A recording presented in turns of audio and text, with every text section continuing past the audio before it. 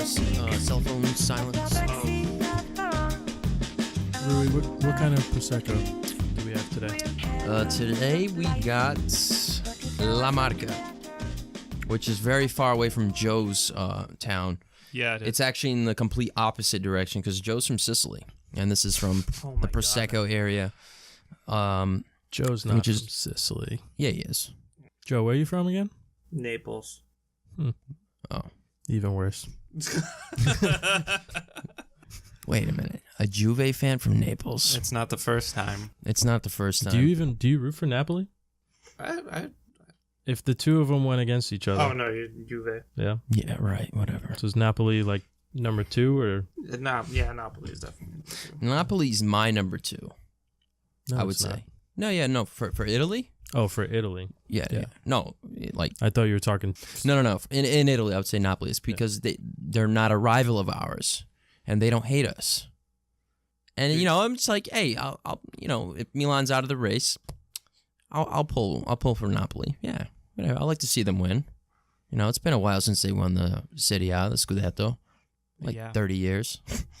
Pretty much 30 years. 30 years? So I'm like, yeah, Oh, wow. hey, I think it's like 25. But this guy over here, like, let me tell you something. Inter Milan fans don't like Juve. Torino fans don't like Juve. No one in Napoli Italy. fans, like, they detest Juventus. They hate Juventus. They want them all to fall off a cliff and break every bone in their body. That's like that's the Napoli like perception of Juve. They hate their guts. No one in Italy outside of Juventus fans likes Juventus. That's not true. And That is 100% true. You have bandwagon fans who live outside the country, Yeah. and then inside the country, And they it's- all just been reeling in since June. go look at the social media numbers. The day after Ronaldo got Oh signed, no, I'm not gonna. No, you're right. No, you're those right about numbers that. Went through the roof. I mean, Juventus has always been the biggest team in Italy. Oh, absolutely. That's you can't the argue that that's at the all. Benfica, that's the Ajax of Italy. We're really going down the rabbit hole on this one. It's fine. That's whatever. I just know that my teams, Porto and Milan, are just better than Benfica and Juve. And I think Porto's better than Juve too, because Juve sucks. And Porto has just as many Champions Leagues as them and more trophies. Oh, that's right. Anyway, we're not going to get into this right now. We're not getting into okay. this. What? Here. No. Let's get back on We topic. should, because So what are we going to talk about today? It was we're going to talk about Bayern and the Ballon d'Or. yeah, Bayern. Bayern also has more Champions Leagues than Juve too, Oh my right? god! There's a lot of teams that have more Champions Leagues than Juve. Always comes back to this. Joe, you're always catching slaps around here, man. Yeah, I know. No. All right, seriously. So what is going on with Bayern right now? Because That's a good question. Do No they one- even know? no one was expecting this. Too many Everyone was calling Bayern just to sail right through the league. I mean, And push Bayern's for- always been that team that's full of talent, full of great players. Lewandowski, Robin, Ribéry, like these guys are Manuel Neuer. God. top-notch players. Yeah, Manuel Neuer, Hummels, Boateng. For the longest time, they've been, a top 2, top 3 defensive duo. Yeah. So what's been going on? Yeah, I would say, I don't know, about the last 3 weeks or so, Bayern's really just been on a slump. They started off, like, really... They had a winning streak. They did. They had were a 4-game going winning streak. They were going off. I think it was like about a 5-game winning streak to start off the season. They won the German Super Cup right off the bat. In the Bundesliga, they started off 4-0. Yeah. And they won against big teams, like the bigger German teams, like, Hoffenheim, Schalke, Stuttgart, Leverkusen. Like, those are pretty solid teams. Those are big games when you're playing in the Bundesliga. Yeah. And I don't know, the last couple of weeks, Bayern they just fell off the cliff.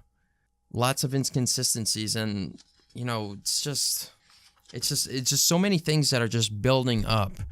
Injuries. Kovac's strategy and tactics is like the rotation. Ooh, okay. It's not working like it did like before, what he was known to be doing. The players in general, they're not performing. And we're talking about players like Robin, Ribery, who are up in age. Lewandowski, not executing on the opportunities. Yeah. Hummel, they're rotating Hummels, Boateng, and Sule in the back. And they're constantly rotating them, and they're not building any chemistry. And we just see like miscommunications, which are leading to counterattacks for the opposition, leading to scoring opportunities. And we saw that in the last game where they got smoked 3-0. Yeah. By who was can't it? even- Can you say this? I can't even say that All name. right, It's I'm gonna try. Borussia Monch. I'm going to go Yeah, you Monch. try. You try it first. I No, then can't I'll even- try it. I can't even say it, Joe. Give it no, really, give it a shot, and then I'll try it. Monchegelblad? I don't know. I can't All say right. it. Now, all right. We're going to say Borussia Monch for me. That's what I'm going to say. I'm going to say Borussia Mönchengladbach. Yeah, that's close enough. I think that's close enough. We'll go with that. Mönchengladbach. Yeah, we'll It go is a with that. mouthful. Yeah. But yeah, they lost 3-0 at home. At home. Yeah. At the Allianz Stadium. Now it's like who is to blame? Honestly, in my opinion, I think it all starts with the board first. Because if you go to the summer, they didn't do anything. They didn't make any acquisitions. Sure, they made one. That was Leon Goretzka on a free. On a free, yep. Other than that, So other than that, they lost players. yeah. They shipped out Vidal. Yep. Okay, He's gone. went to Barcelona. They shipped out Bernat and Sebastian Rudy. And it's all due to them lacking playing time. I'm sure they would have loved to stay at Bayern. I mean, who wouldn't want to stay there? It's one of the biggest clubs in Europe. And they only brought in Goretzka, that was on a free, and a returning loan, Serge Gnabry. I don't even know who that is. He's a winger. He's actually pretty good. When he enters the games, like the last game against Ajax in the Champions League, He came in the last 15 minutes. Yeah. He came in for Ribery, who did absolutely zero for the first 75 minutes, got subbed out. Gnabry came in, and he actually was being productive. Like he led the team. He was actually becoming a threat on the field. Yeah. He had more of an impact than Ribery did.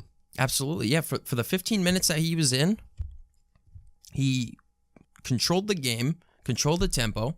He was making plays, and he was an actual threat.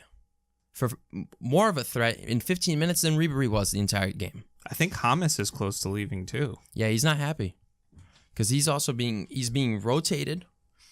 So he's rotating, and he's also playing in an unnatural position. He's not in the middle because they've been using Mueller as a second striker. Mm-hmm. They moved him out to the left, where that's not his natural position. That's not where he was known for. I feel like that also their current league position, which is 6th. You never see Bayern Munich in 6th place. Well, it's also affecting their Champions League performances. They haven't been that convincing in the Champions League either. I mean, they were all right at first. In the beginning of the season, they started off great. They were strong. It looked like they were gonna coast throughout this entire season. Right. Especially when Borussia Dortmund, who's a surprise team right now because they lost so much talent. They sold so many players. Mm-hmm. They cleaned house.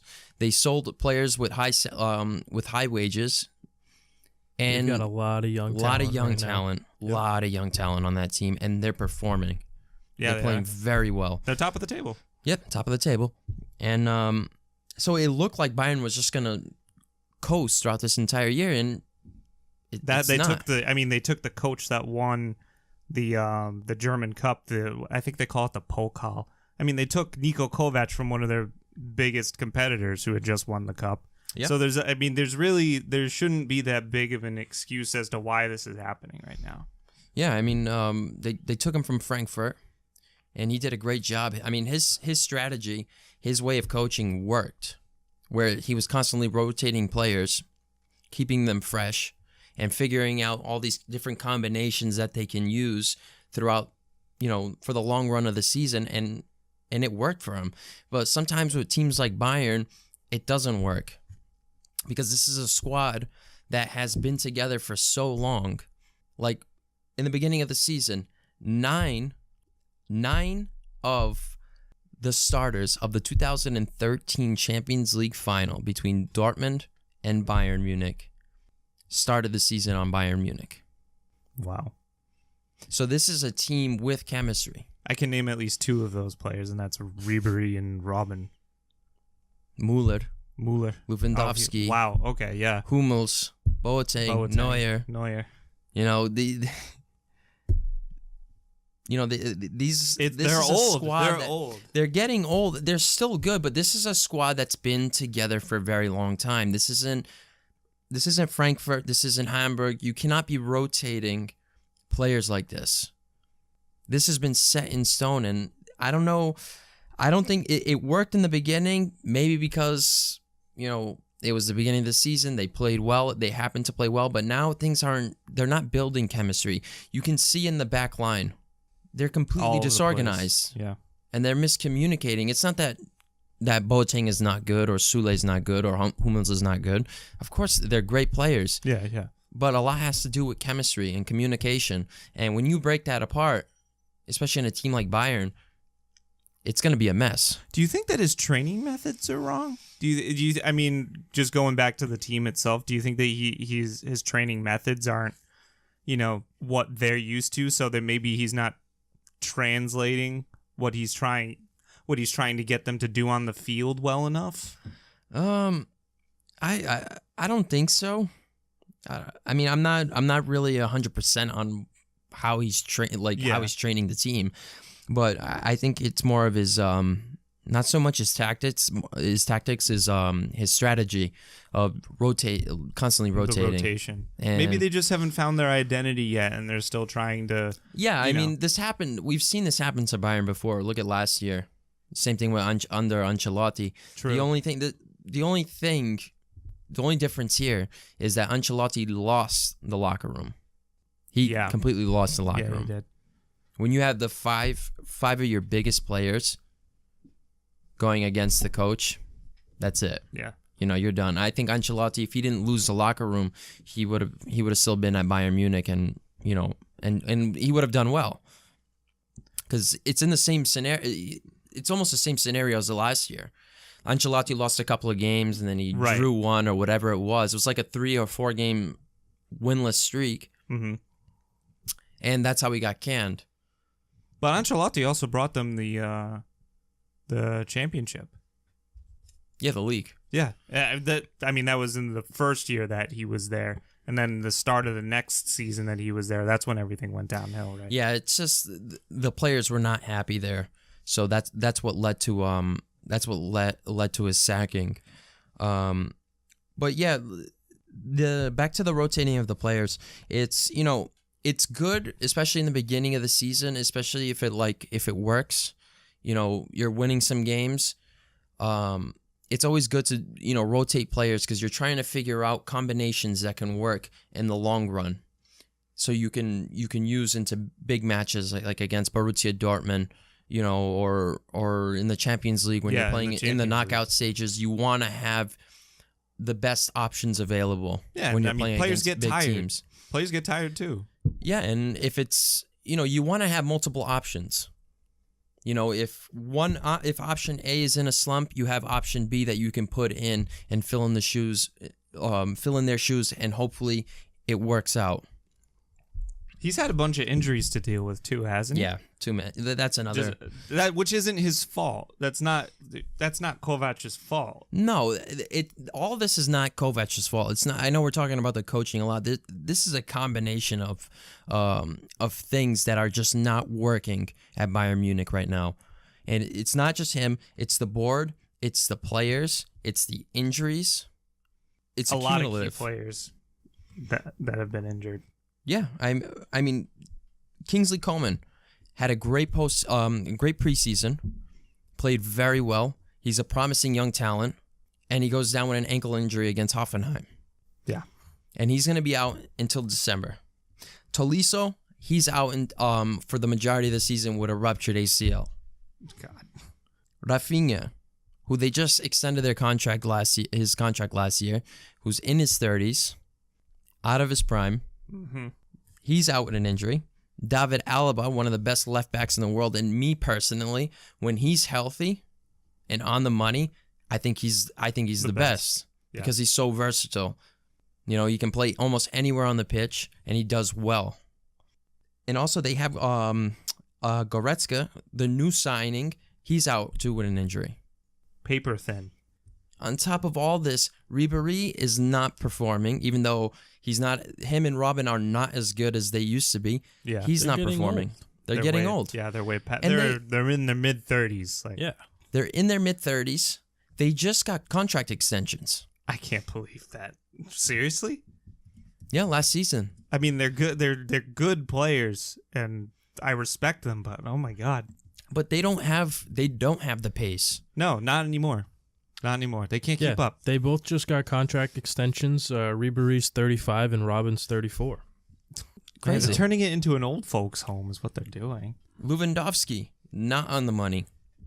I mean, I get that they're great players, but it's how many we see it over and over again. Father Time catches up, you know. Yeah, he and comes for you.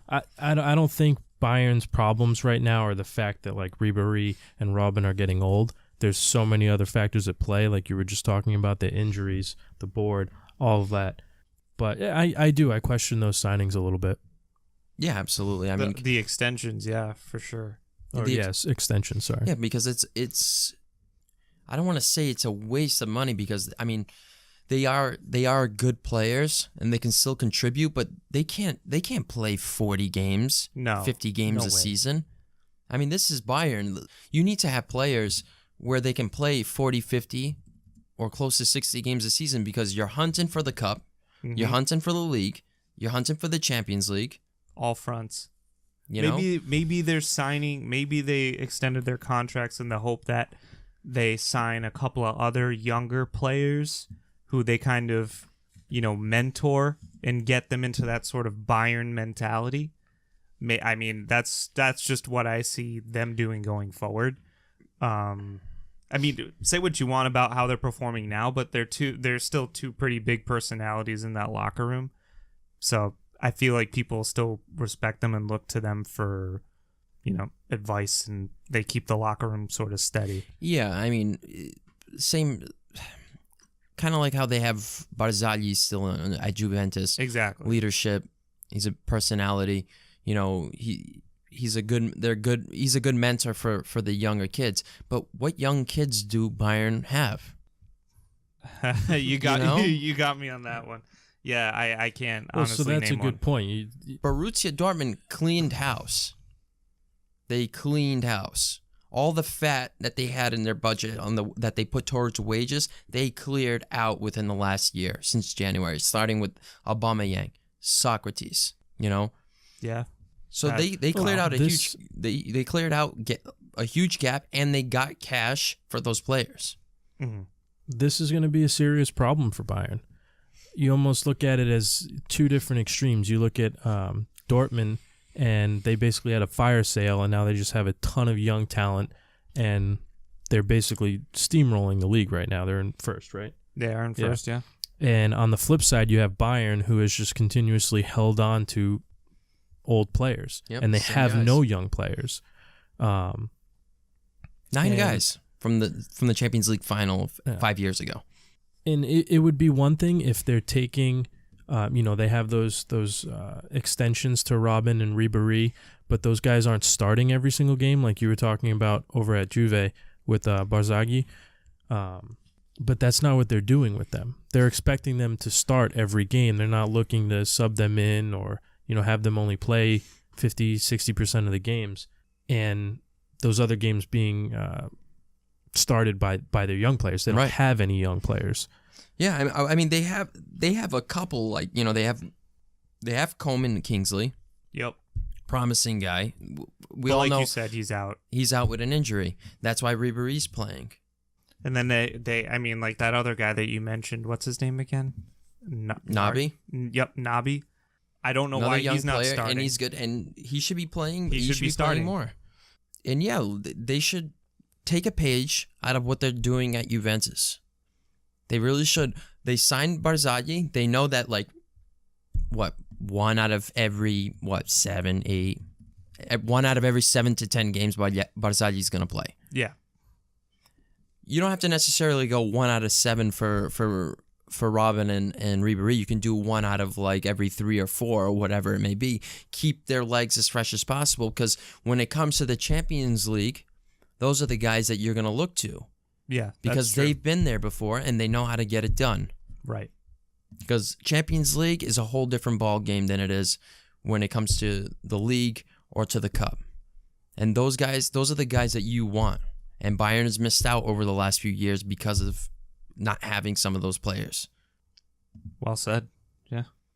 It's just so bizarre seeing Bayern in this position. It really is. Another thing too, it's like they've been so reluctant to spend money in the offseason the last couple of years. They brought in James Rodriguez. Yeah. Okay. That was initially on a loan though.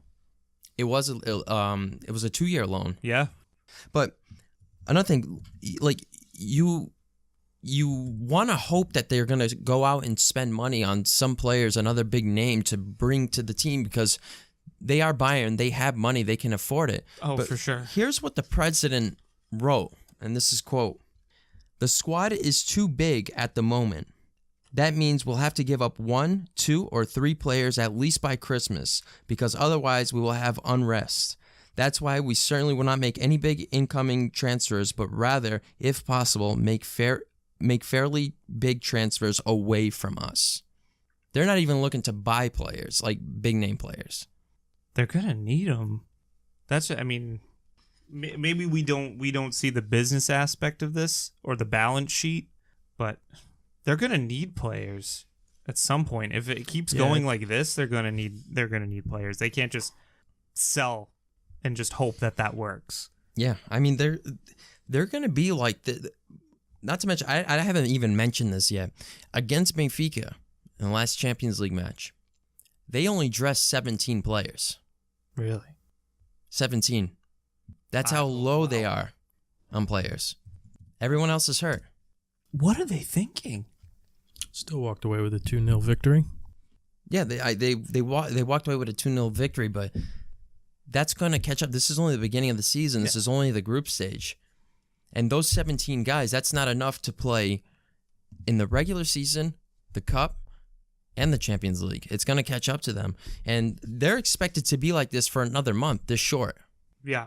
Now you have to bring in cautionings, other possible injuries to the table.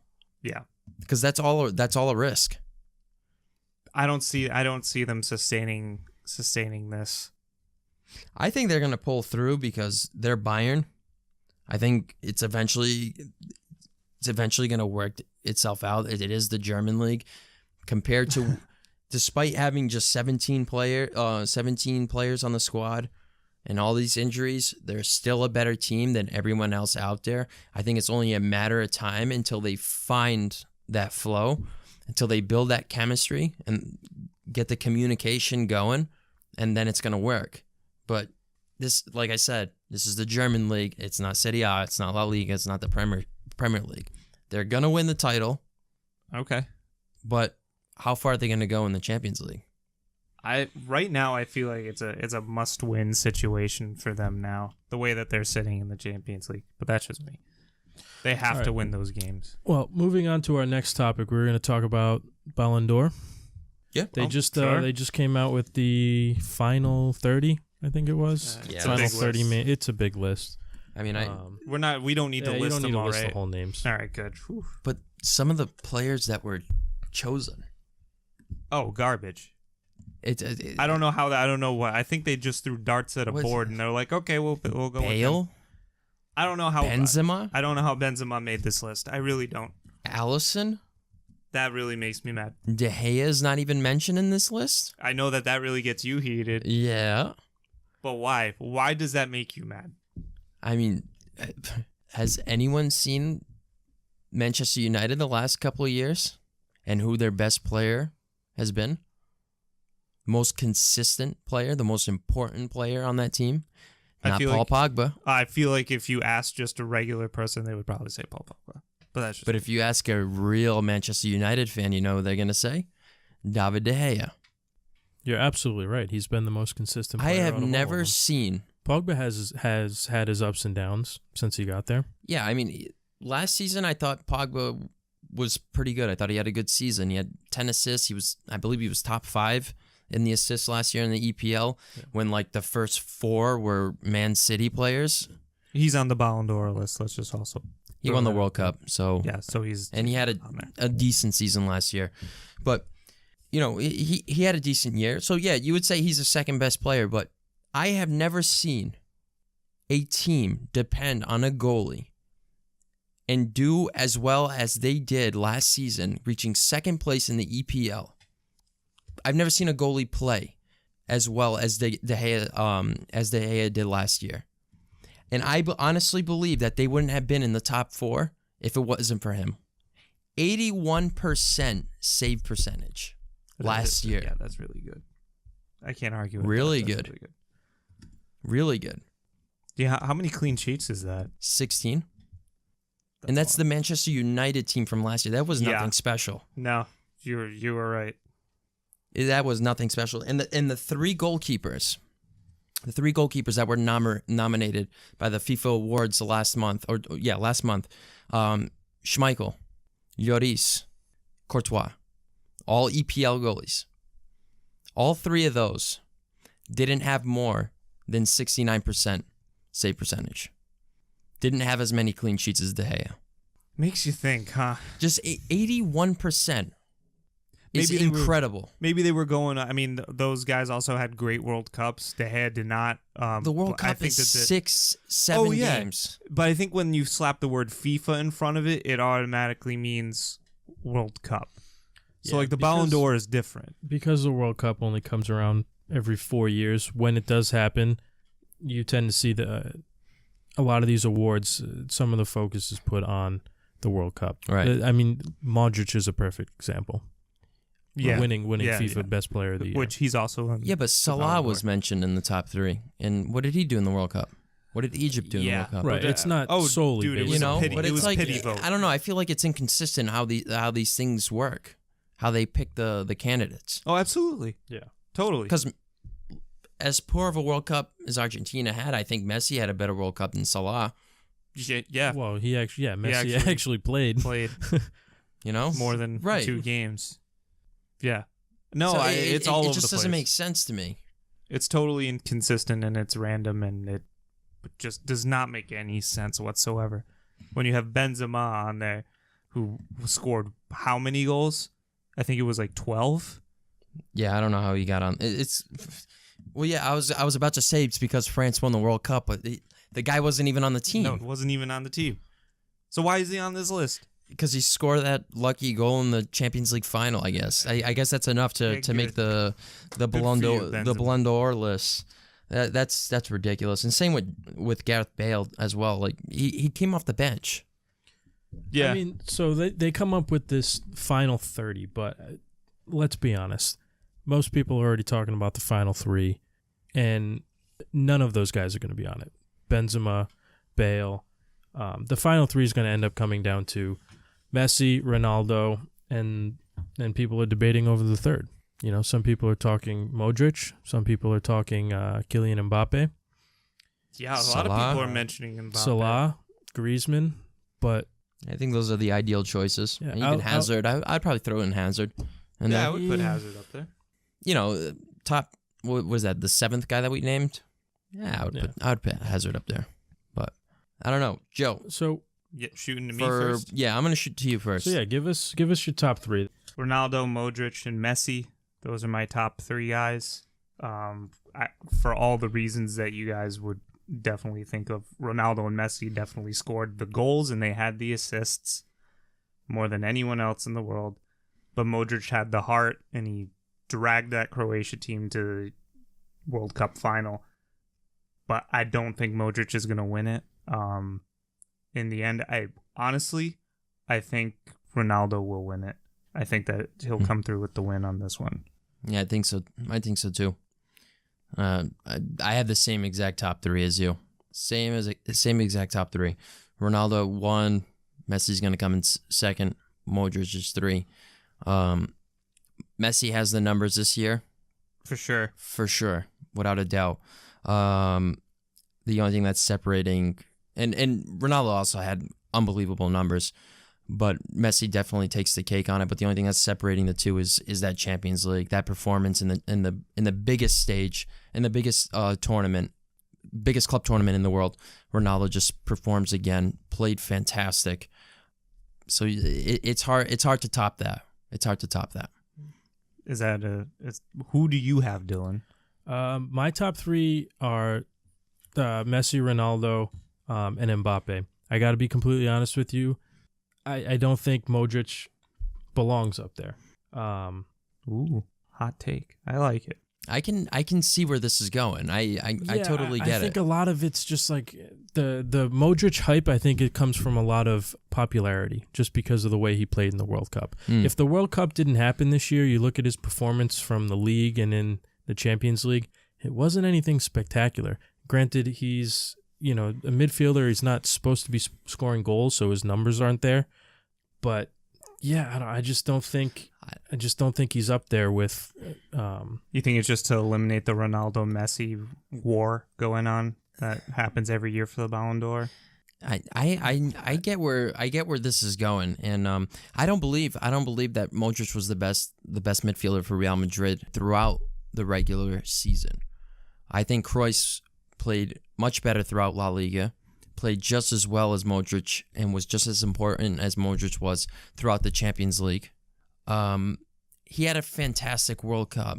We will always remember what Modric did in this World Cup, and I have him on my list simply because of that, what he did. Now, from the club level, we saw inconsistencies this year with Modric. It was always talked about in the beginning of the season and last fall, and also in the beginning of the winter of this year, that what is going on with Modric? Why are his stats so low? Why is he not providing such service as he's done in the past?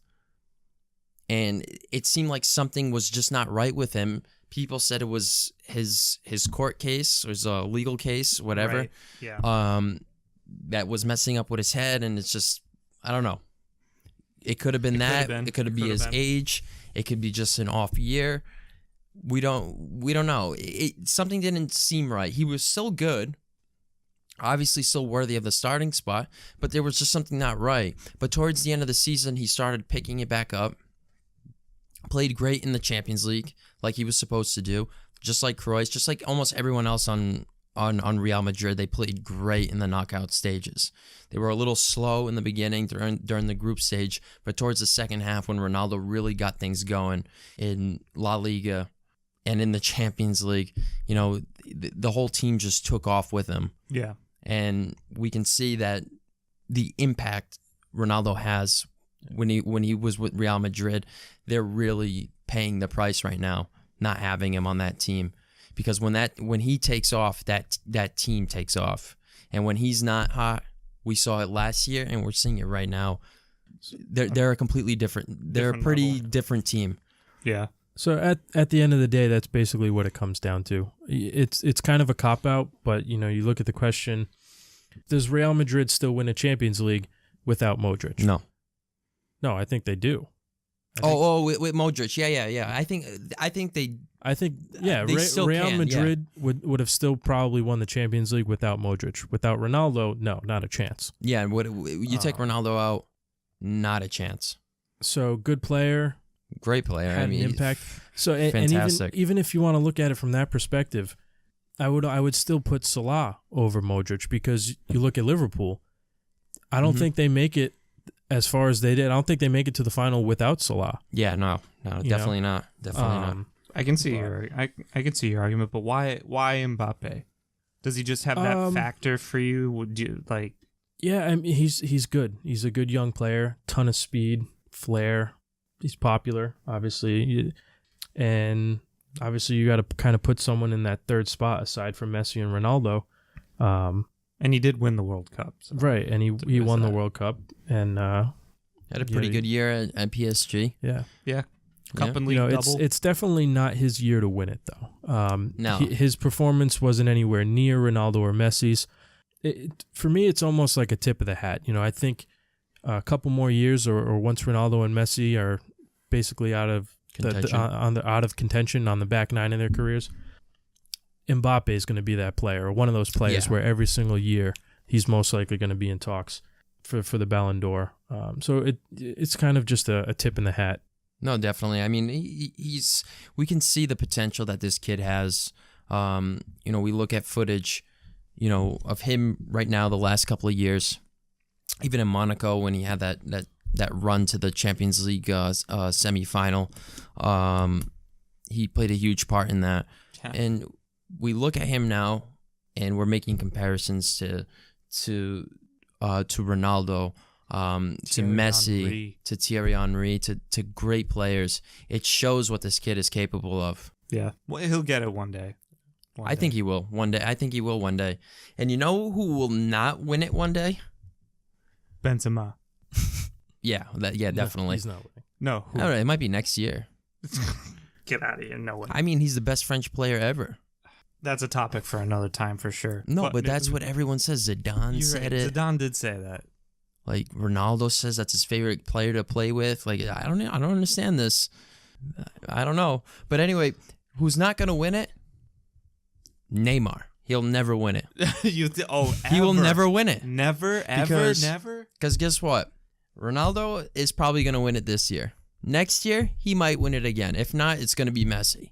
True. Maybe one more year after that, maybe Messi or maybe even Ronaldo. Who knows? Mbappe, maybe. By that time, Mbappe's going to be 22, 23. Neymar's going to be pushing 30. Mbappe's going to overtake him. He's already the face of that franchise. By the end of this year, he'll be the face of that franchise. You heard it here first, ladies and gentlemen. Neymar will never win the Ballon d'Or. I mean, you convinced me. That makes sense. That does make total sense. No one outside of Ronaldo and Messi is winning a Ballon d'Or until their careers are fully over. Retired. Yeah. Yeah. Fun fact, do you know the last year someone other than Ronaldo and Messi won the Ballon d'Or? 2007. Yeah, you know what team he played for? 2007. Yeah, AC Milan. It was Kaká. That's right. 2007. That's insane. Just how crazy. Yeah. That's how crazy this whole years? ride has been. Or potentially 11 years, 10 years, I guess, technically right now. No, it's going to be one of those two. Yeah. It's got to be. If not, this was only to break the streak. If someone else wins it besides those two, it's only because FIFA wanted to break the streak. It's hands down between one of those two, and I didn't really get a chance to say it, but I do pick Ronaldo. But I remember you talking in the group chat with us. We were kind of debating that a little bit, and you brought up Messi's numbers and the fact that he won the league and the Copa del Rey. I still got to pick Ronaldo because, like what you were just saying about the Champions League.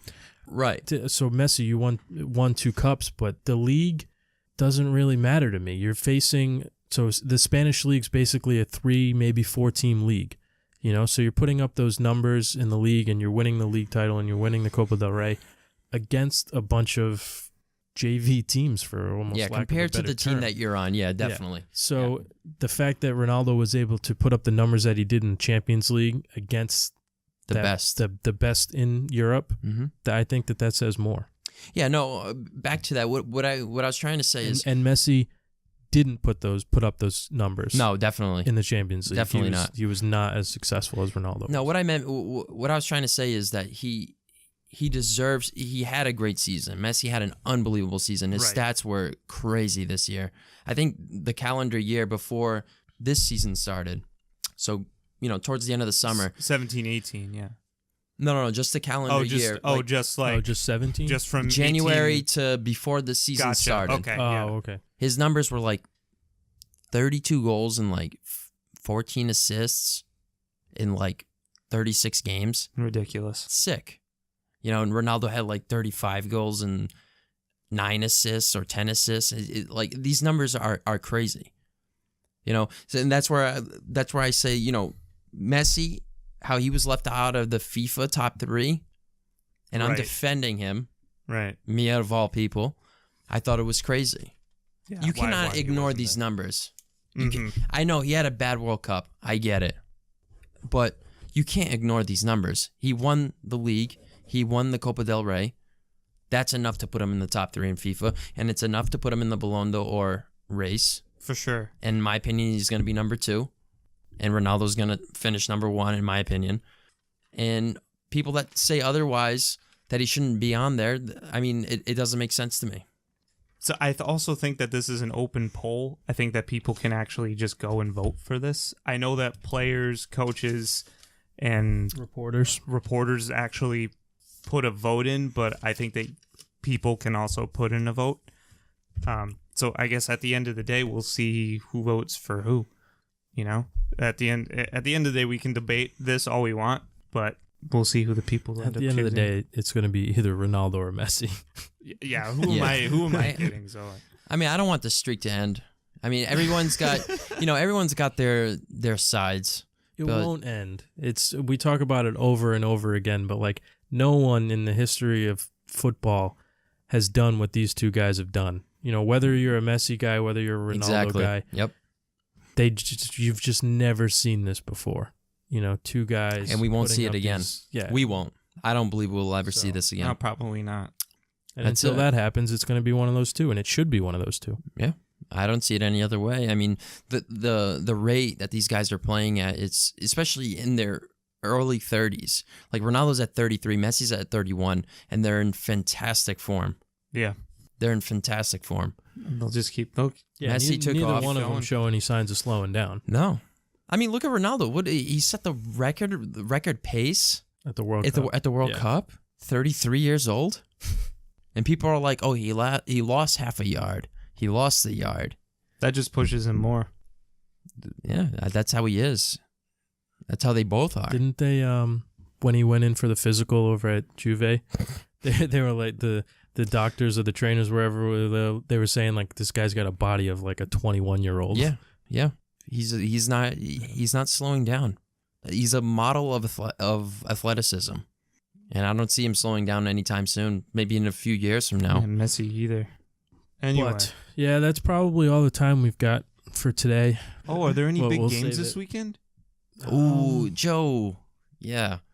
I'm saving Champions League next week, right? Tuesday, Wednesday? Is it Wednesday next week? Yeah, Tuesday. Yeah? Tuesday next week. Juve and Man United. Oh, yeah. That's going to be a nice one. Mm-hmm. That's the biggest game of the year for Juve. Pogba seeing his old club. Ronaldo seeing his old club. That's going to be something special. Mourinho's going to get the X. So we'll AC see. Milan versus Inter Milan. That's this Sunday. 2:30? 2:30. Do not miss it. It's going to be a good one. It's a big game for us. If we win, we're in the top 4. We're in the top 4 with -1 game. Man, we could have had a whole podcast just on that game itself. There's just so much going on in that. It's going to take you down memory lane, isn't it, Joe? It's just very interesting to see the two parallels in the teams. But yeah, it's going to be a big game for both squads. Inter Milan started off a little slow in the beginning of the season, and now they're starting to pick things up. They're on fire right now, so it's a big test for AC Milan. If they win, they're in the top 4 with -1 game, and if they win their makeup game against Genoa, they'll have just as many points as Napoli, tied for second. So this is a big game. This is a big game for us. So hopefully we come through with the W. Yeah, we'll see. I mean, it all depends. So we'll see who's best on that day. And one last thing before we go, Joe and I made a bet a couple of weeks back on Twitter. Yeah, we did.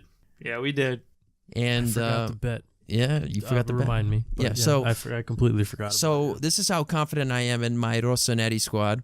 He's gonna remind me. I every betted podcast. Joe one pizza from Pasquale's and a pepperoni if AC Milan beats Juventus on November 11th. November 11th. And the loser has to wear the opposing team's jersey while they eat the pizza. So if you win, Joe owes you a pizza, and he's got to wear the AC Milan jersey. Nice. Yeah, not sure which one he's gonna wear. Yeah. Maybe my Maldini one. Some Champions League on it. Oh, you're that confident. Wow. Joe, take us out, man. Yeah, Joe, take us out.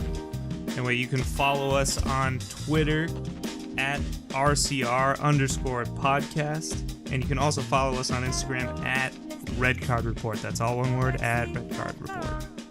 Well done, Joe. The